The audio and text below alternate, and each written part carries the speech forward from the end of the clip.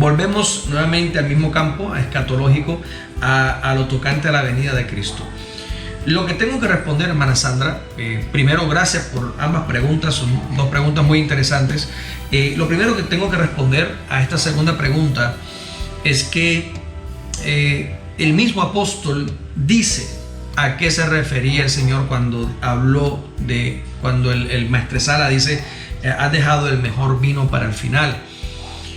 El mismo apóstol Juan dice que esto dio a entender el Señor, o este milagro lo hizo el Señor para dar a entender el espíritu que recibirían los que creyeran en Él.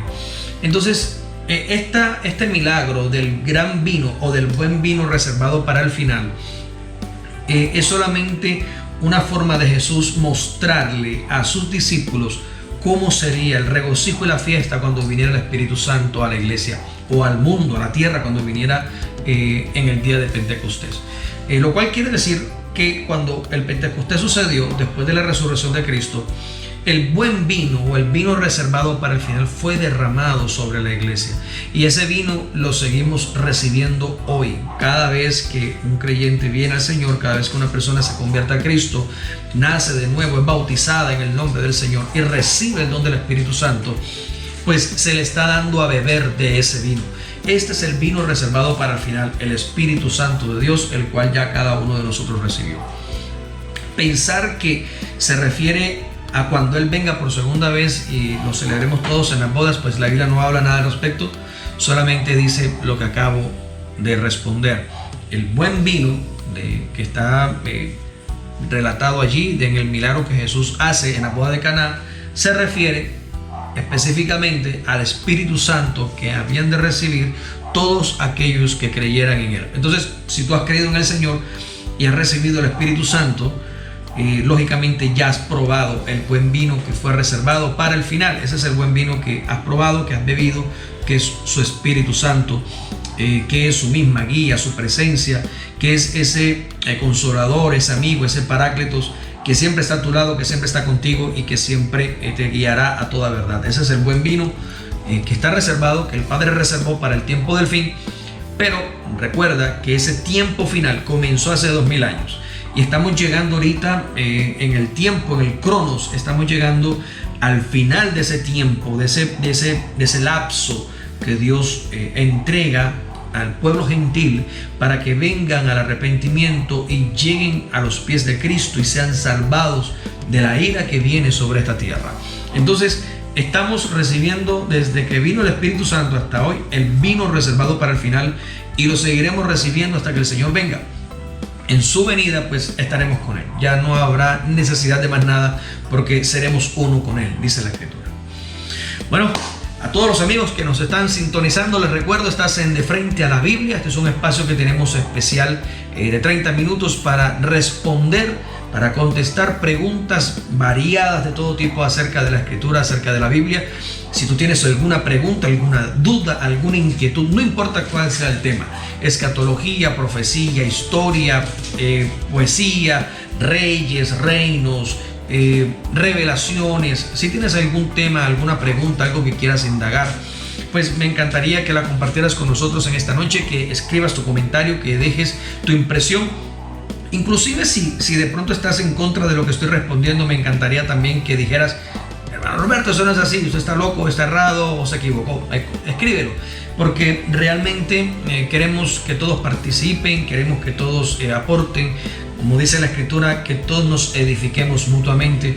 Y si tienes algo distinto que opinar o que decir, si tienes las maneras como sustentar lo que estás diciendo, pues te invito a que lo escribas.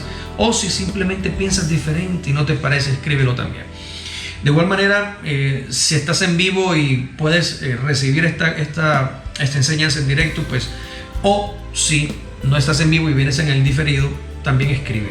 Realmente me gustaría conocerte, saber de qué país nos estás hablando y poder participar con todos, para todos ser bendecidos. De Frente a la Biblia todos los sábados a partir de las 8 de la noche en Facebook Live. Una transmisión en directo para que todos podamos participar y ser bendecidos.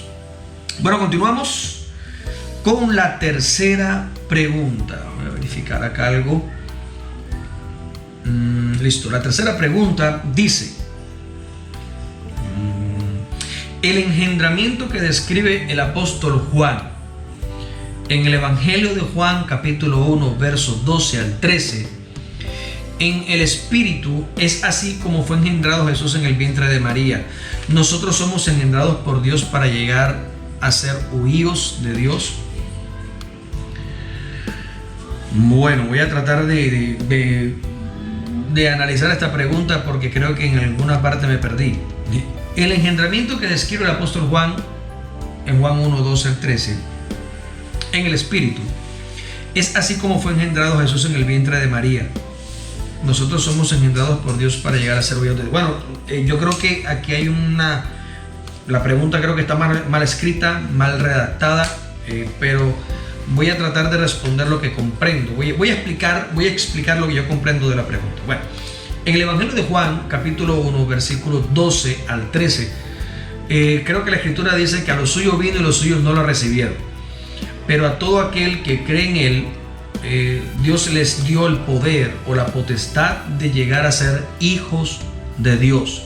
Los que no son engendrados según carnes, ni sangres, ni voluntad de varón, sino por voluntad de Dios. Creo que eso es lo que dice Evangelio de Juan, capítulo 1, versos 12 al 13. Sí, si omití alguna palabra, perdónenme, estoy recordando solamente el verso, pero realmente estos versículos se refieren a que todo aquel que cree en Jesús, Dios les da el poder de llegar a ser hijos de Dios, y que ese engendramiento, el convertirnos en hijos de Dios, sucede solamente por voluntad de Dios, no sucede por herencia. Es decir, si mi papá cree en Dios o si mi papá es hijo de Dios, entonces yo como soy su hijo también soy hijo de Dios. No es por herencia, no es por sangres, no es por linajes, no es porque un hombre quiera. Esto solamente pasa porque Dios quiere. Y si Dios quiere, entonces, ejemplo, si yo creo en Jesús y Dios quiere, Él me da a mí el poder para llegar a ser hijo de Dios. Entonces, Sandra nos está preguntando si este engendramiento que sucede por voluntad de Dios, lo que entiendo es que si este engendramiento que sucede por la voluntad de Dios es la misma manera en la que Jesús fue engendrado en el vientre de María, y si así sucede con nosotros para llegar a ser, ella utiliza la palabra huíos de Dios. Huíos es una palabra griega que se traduce al castellano como hijos de Dios. Huíos en griego significa hijos de Dios. Hay algunos detalles de la palabra huíos que no voy a responder ahora, no voy a explicarlos porque me alargaría demasiado en esta respuesta. Solamente ahorita nos interesa saber que huíos es una palabra griega que se traduce al castellano como hijos de Dios. O hijo, perdón. Huíos es hijo, es lo que traduce esta palabra en griego. Bueno, con base a lo que acabo de analizar de esta pregunta, hermana Sandra, te voy a responder. La respuesta es no, de ninguna manera. Cuando nosotros venimos a la fe en Cristo Jesús, cuando creemos en Jesús, el engendramiento que sucede no es de sangre, dice la Escritura. No es por sangre, no es por voluntad de hombre, no es por voluntad de varón, sino que es solamente por voluntad de Dios. ¿Qué quiere decir esto? Que en mí no comienza a circular la sangre de Dios, la genética de Dios no comienza a ser parte de mi genética. Yo sigo siendo quien soy, sigo teniendo mi sangre, sigo teniendo mi genética, sigo teniendo, digamos, los defectos, sigo teniendo los problemas genéticos y sigo teniendo también los atributos genéticos que heredé, lógicamente, de mis ancestros, de mis bisabuelos, tatarabuelos, padres, y pues lógicamente solamente tengo la marca genética de ellos. No hay en el engendramiento por la fe en Cristo, no hay en ningún momento un cambio genético en mí. Por eso no sucede en este engendramiento espiritual para llegar a ser hijos de Dios o hijos de Dios. No sucede nunca, jamás. No sucede un cambio genético en mí. Yo sigo siendo quien soy. Lo único que sí sucede es un engendramiento en el espíritu para que por la fe, en el momento que yo muera en el bautismo y nazca de nuevo al salir del agua del bautismo, el Espíritu Santo venga a mí y el Espíritu Santo entonces comience a generar una nueva vida, pero físicamente yo sigo siendo el mismo. Mis ojos, mi voz, mi boca, mi rostro, mi fisionomía sigue siendo la misma. Yo no voy a cambiar. Todo sigue siendo igual. ¿Qué es lo que va a suceder? Una transformación en dónde?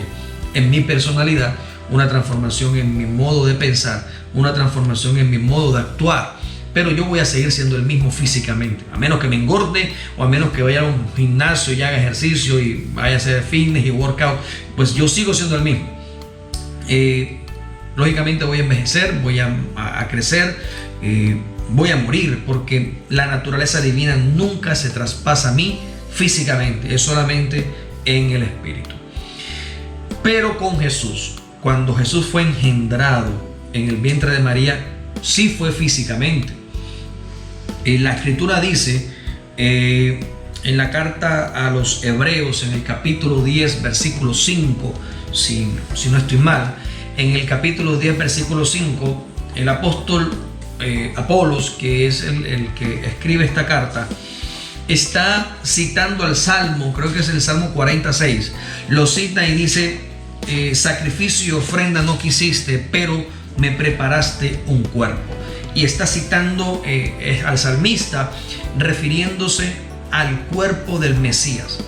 El salmista está anunciando proféticamente, y Apolos está ratificando en Hebreos capítulo 10 versículo 5, que el cuerpo del Mesías fue un cuerpo físico, el cual fue preparado especialmente para el Mesías.